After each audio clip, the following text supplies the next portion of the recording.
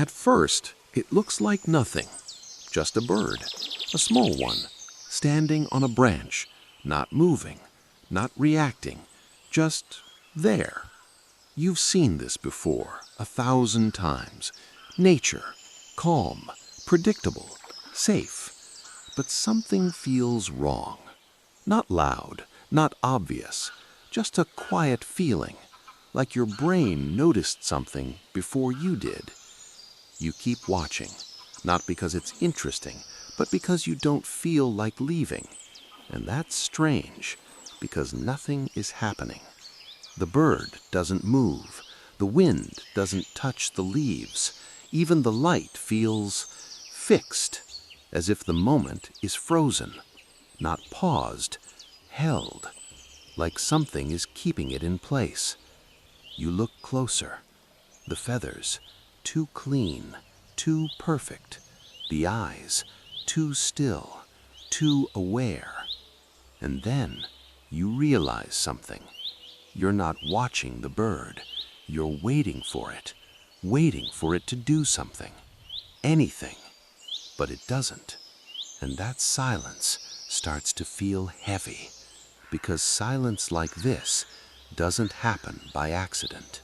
You tell yourself it's nothing, just a normal scene, just your imagination, but your eyes don't move away. They stay, locked, because now you've noticed something, a detail, small, almost invisible.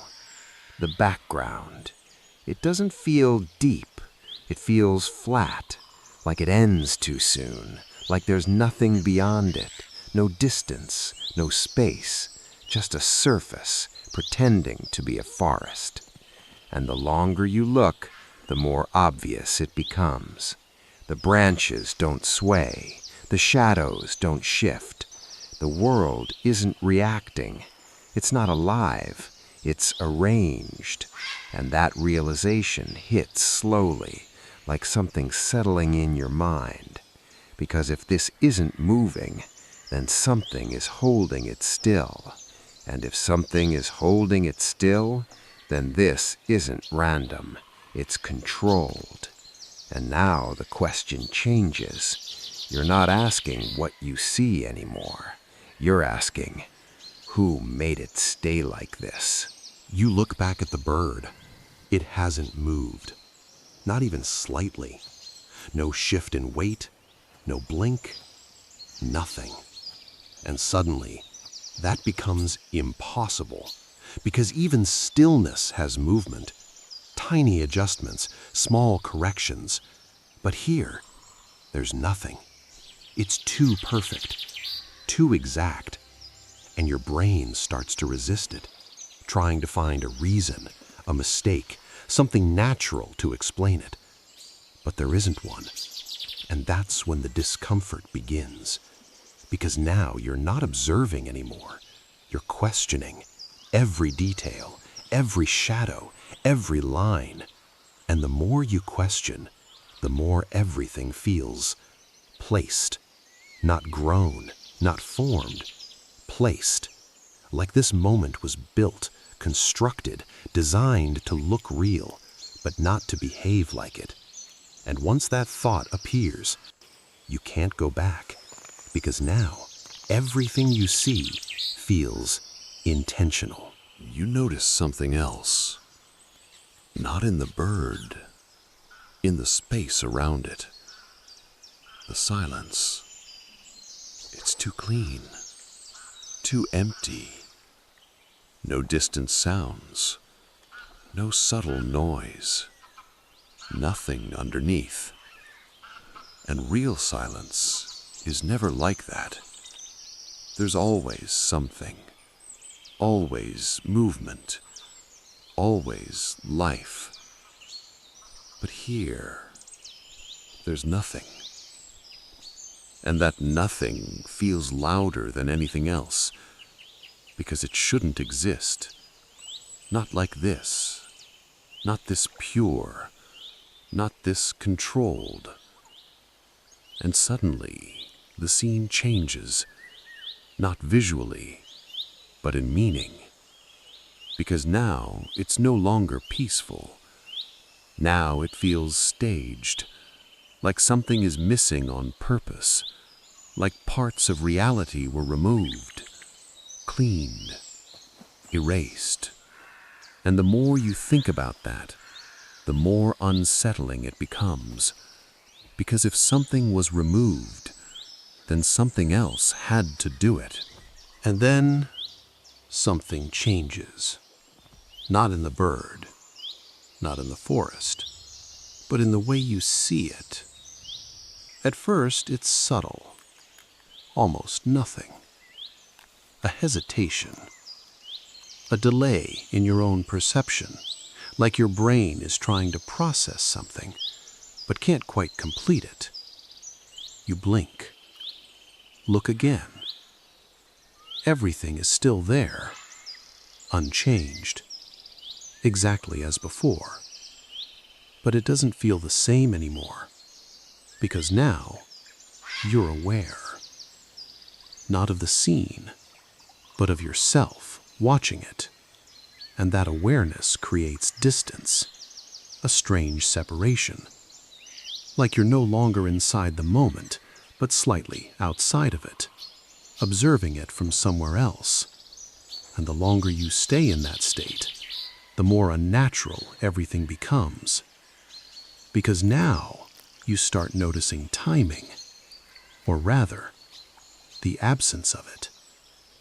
Moments don't flow, they sit, one after another, disconnected, like frames, not like reality. And suddenly, a thought appears. What if this isn't happening in time, but being shown to you? Not lived, not unfolding, displayed, carefully, deliberately, as if each second exists only because it was allowed to.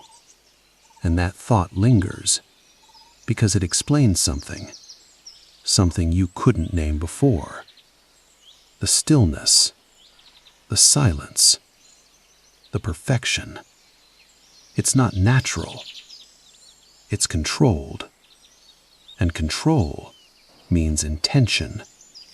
And intention means there is something behind this.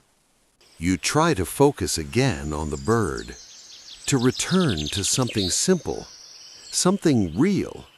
But now, even that feels distant, because the bird is no longer just a bird.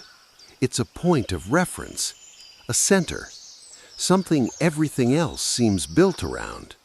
The branch, the light, the background, all aligned, too aligned, as if nothing exists without it. And that's when the idea forms, slowly, uncomfortably. What if the bird isn't in the scene, but the scene is built around the bird? You stare at it longer, trying to disprove the thought, but instead, you notice something worse. The edges, the way objects meet, too clean, too precise, like there's no randomness, no imperfection. And nature is never like that. Nature is messy, unpredictable, alive. But this is exact. And exactness like this belongs to something else, something artificial, something constructed. And once you see that, the illusion begins to crack, not visibly, but mentally, because now you can't trust what you're seeing. And when you can't trust what you're seeing, you start questioning why you're seeing it at all. The discomfort grows, not sharply, not suddenly, but steadily, like pressure building without release. Because now there's a new layer to it, a realization that wasn't there before. This isn't just something you're watching, it's something that reacts to being watched. Not directly, not obviously, but subtly, in the way it holds, in the way it doesn't change, almost as if your attention is part of it. You test the idea, look away for a second, then back. Nothing changed, but the feeling did. Stronger, closer, like something adjusted, not in the image, but in your perception of it. And that's when it becomes unsettling. Because now the question isn't about the bird or the forest or the scene. It's about the connection between you and whatever this is. Because if it exists only when you look at it, then what happens when you stop? Does it disappear, or does it remain waiting for you to return?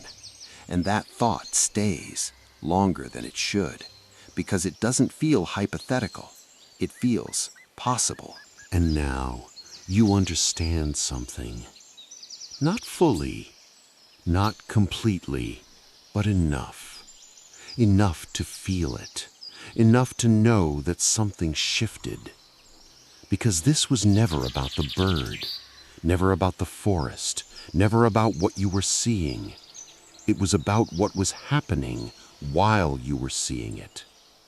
The moment your attention changed, the moment your perception slowed, the moment you stopped observing and started noticing. That's when it began, and that's why it worked. Because nothing needed to move, nothing needed to happen. Everything was already in place, waiting for you to reach that point, that exact moment when everything still looks normal, but doesn't feel like it anymore. And once you reach that moment, you can't fully leave it, because now your mind knows the difference between something that is natural and something that only appears to be. So the next time you see something calm, something quiet, something perfectly still, pay attention, not to what it is, but to how long it takes before it starts to feel wrong. Because sometimes the strangest things aren't the ones that change, they're the ones that never do. And once you notice that, you'll start seeing it everywhere.